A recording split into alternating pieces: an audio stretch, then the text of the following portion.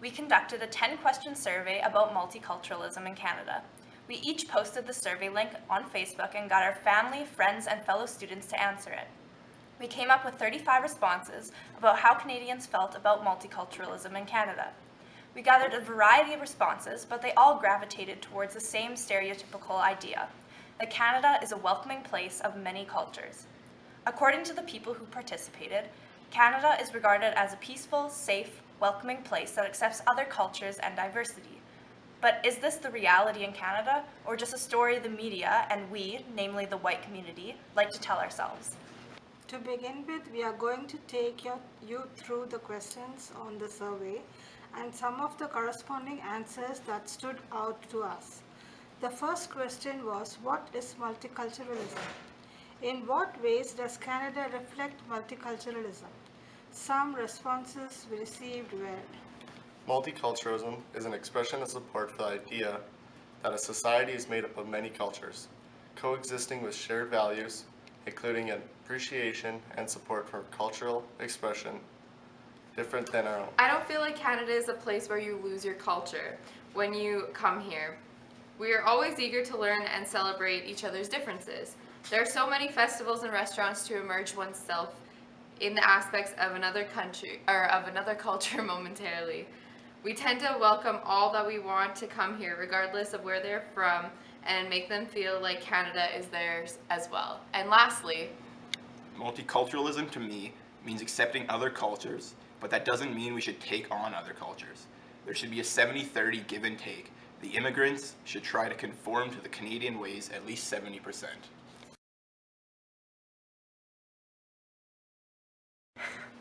After having the surveyors consider what multiculturalism means, we asked them, do you believe that Canada is multicultural? Why or why not? An overwhelming 97.14% agreed that Canada is in fact multicultural. And 2.86% said no, Canada is not. In response to why Canada is multicultural, people said, Canada is multicultural in how we are open to try to understand different cultural aspects. diversity, too much diversity. Canada provides a lot of scope and support for the expression of diverse cultural identity. Canada supports and adapts to many cultures, beliefs, and ways to the point where we have to change our own. And finally, walk down the street and you will see Asians, East Indians, and Africans.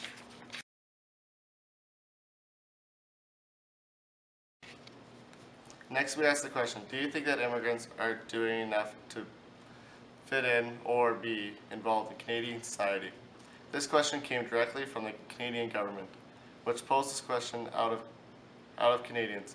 62.86% of people responded that immigrants are doing enough to be involved. However, 37.14% believe that immigrants are not doing enough. But does the problem lay with a significant number of people believing that immigrants aren't doing enough to fit in, or the fact that we expect immigrants to fit into our notion of what Canada society is portrayed in the media? As a follow-up question, we asked, what could immigrants do better to fit in, be involved? Some common responses were: they need to try to understand our culture more and not just take the benefits. I feel like they live geographically, but try to live as they used to back in their original country. I have a friend who uses the excuse that they're an immigrant to get out of doing something that our culture appreciates. I feel like they could try to assimilate themselves better. Realize that certain cultural norms from the previous country aren't acceptable here. Many are great, friendly people, but others seem to want to change our country and to be more like theirs, and really isn't the point of immigration. And actually try to fit in. You come to Canada to be a Canadian. Don't come to Canada if you don't want to live like a Canadian.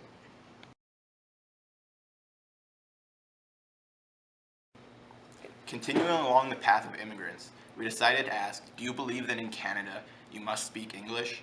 51.43% said yes, 22.86% said no, and 25.71% said both French and English should be used in Canada. This chart shows the majority of people who answered this survey believe that English is mandatory in Canada. We encourage you to question why this may be so. Next, we ask, what does the phrase "the Canadian way" mean? What is involved in the Canadian way? A majority of responses were along the line The Canadian way means welcoming people, helping others out when you can, being kind and generally caring for others. Canada helps out other countries in need, as Canadian citizens do the same for each other. Canadians are known for being understanding and tolerant of other nationalities. That is the Canadian way. And finally, I think Canada is a place where you can speak openly about and celebrate your culture with people of every culture and background. Now, these answers are all very nice and complimentary of Canada. However, maybe we should be asking ourselves who has the control or power to decide what the Canadian way is.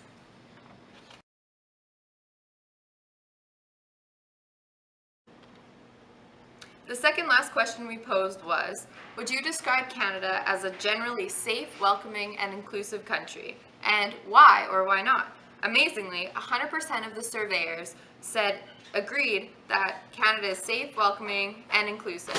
The reasoning behind answering yes was, I feel there isn't any inherent bias against the newcomers, as long as they were committed to becoming Canadian. Other than a few loudmouths, I think that most Canadians are accepting of other cultures, especially in centers where there's a large diversity of cultures. And we are very open-minded and accepting of others. We offer complete strangers help and will go out our way to make others feel welcome. the last aspect of the survey was a response to the following commercial.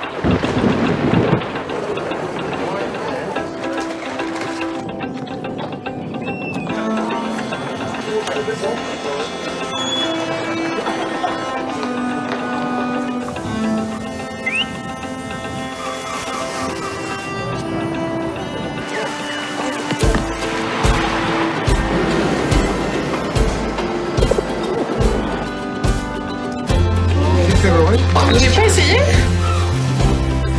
He's licking it. Is anyone here from Canada? Canadians scan your passport to open fridge. Ouais, mais si tu prends un autre passeport, ça va marcher aussi. No. Is there anybody Canadian? Are you Canadian? I have my passport. Now, does a Canadian fridge open different to an English one?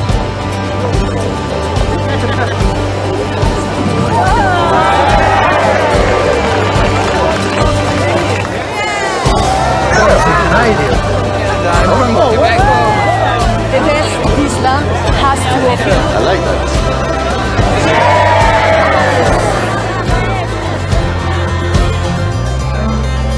It reminds me of home.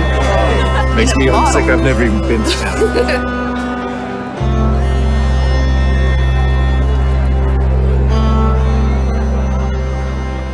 We asked, how does this video make you feel? Is this video an accurate representation of Canada? People responded with, I think this is a unique way to show kindness of Canadians and the diversity. These visitors are treated well on their journey. It makes me feel proud of our country and its people. I feel like it's interesting representation of visually different cultures and genders. And lastly, this video makes me proud to be Canadian. I think that it completely shows what Canada and Canadians are like, helpful, welcoming, and proud of our country. Anywhere I've traveled in the world, when someone found out I was Canadian, they immediately accepted me because they know we are nice, friendly, etc. You may agree with some responses and disagree with others, but let's jump back to our main question. Is Canada a multicultural country as the media portrays it to be? No! It definitely isn't. How does this make you feel, us blatantly stating that the country you call home isn't multicultural? Surprised? Uncomfortable? Perhaps both?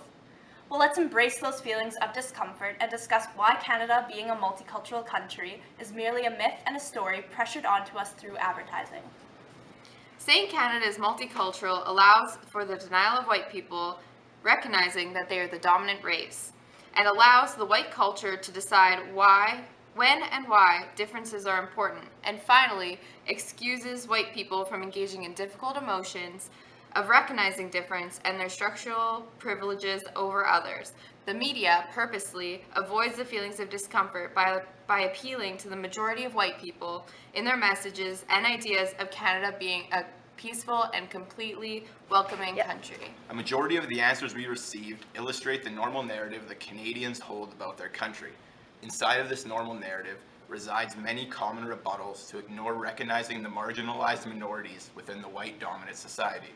There are three primary responses that we received in the survey to avoid recognizing the dominant whiteness in Canada. Ideological incongruence, which is stated that the beliefs don't match your own experience and therefore must not be true. It demonstrates how many whites are unable to shift the way of their sense of entitlement to a particular form of treatment for themselves. Negating white capital, which is a form of denial regarding the privileges of the white race. It is a denial of the existence of white privilege and its attempt to capital and material benefits. And the last is meritocracy, individualism, which is stating that regardless of race, if a person just works harder, then they can earn and get what they need and deserve. As Robin DiAngelo explains, the systemic and institutional control allows those of us who are white in North America to live in a social environment that protects and insulates us from race-based stress. We have organized society to reproduce and reinform our racial interests and perspectives. Further, we are centered in all matters deemed normal, universal, benign, neutral, and good. Thus, we move through a wholly racialized world with a non-racialized identity. This explanation reveals that there are constant messages in the media that the white race is inherently better and superior to that of other people, and that although we claim that Canada is multicultural because other cultures live here, there continues to be unequal distribution of resources in the favor of white race, accompanied by a complex system of racism. For example, half of First Nations children live in poverty compared to 17% of other Canadians, while African Canadians are indigenous people make up 3% and 4.3%, respectively, of the general population in Canada. They account for 10% and 24% of the federal prison population,